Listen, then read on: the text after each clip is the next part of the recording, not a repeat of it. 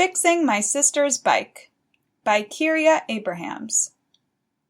I love to fix things. I'm only 8 years old, but I can figure lots of stuff out by myself. I want to be a scientist when I grow up. Last week, the red shiny reflector came off my sister's bicycle seat.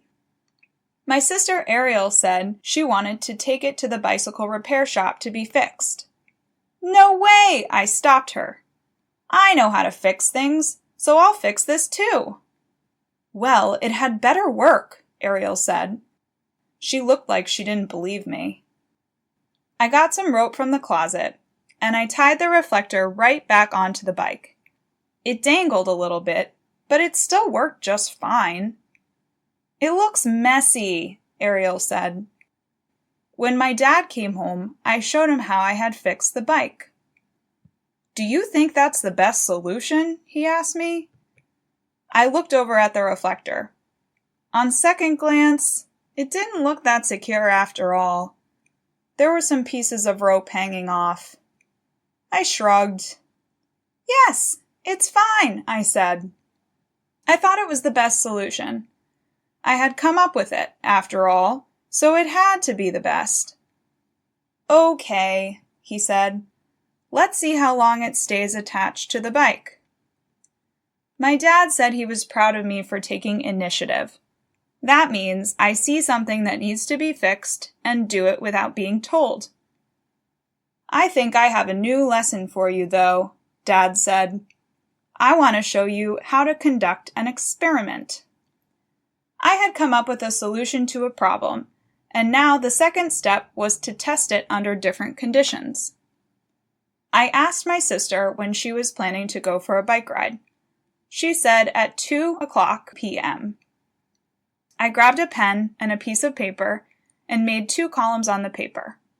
One column said good, and one column said bad. At 2:00, I went outside to watch her ride. First, she rode down the sidewalk and the reflector stayed on. I made a check mark in the good column.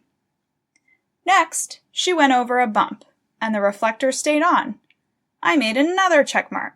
Good again. Then she rode underneath a tree. Uh-oh! I knew what was coming next. One of the branches from the tree swept across the back of her bike. And the next thing I knew, the whole reflector was untied and on the ground. Ariel cried out, "My reflector!" I made another check mark, this time in the column that said bad. Back to the drawing board, I said. Grrr, said Ariel. Later that night, my dad and I sat down with my paper to look at the check marks. Under what conditions did the reflector stay on the bike? He asked me. I looked.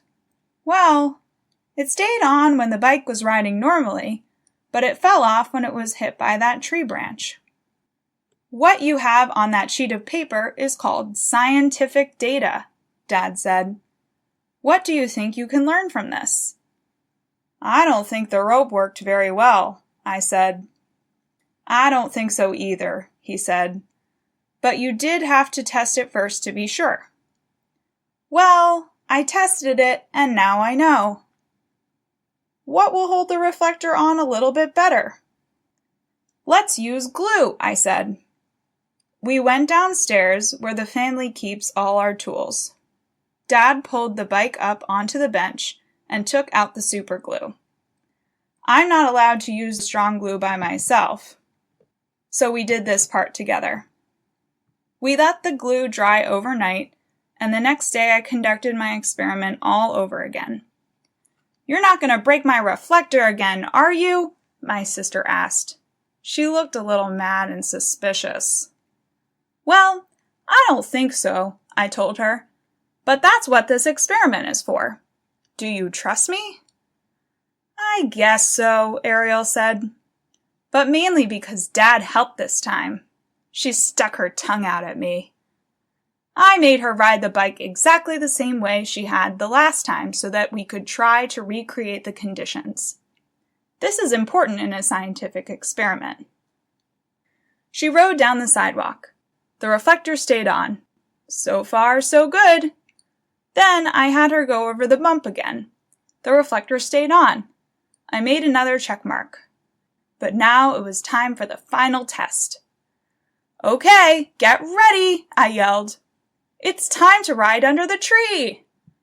Just like last time, my sister rode under the tree. However, this time, the reflector stayed on the bike. "Yay! It didn't fall off," Ariel squealed happily. I was pretty proud of myself. I made a great big check mark in the good column, and then drew a smiley face just for fun. I turned around to see that my dad had been watching the entire time. "Excellent work, little scientist," he said. "You recreated the experiment and found the solution to your sister's bike problem." "And I saved us a trip to the bike shop," I said. "You sure did," Ariel said, and then she gave me a great big hug.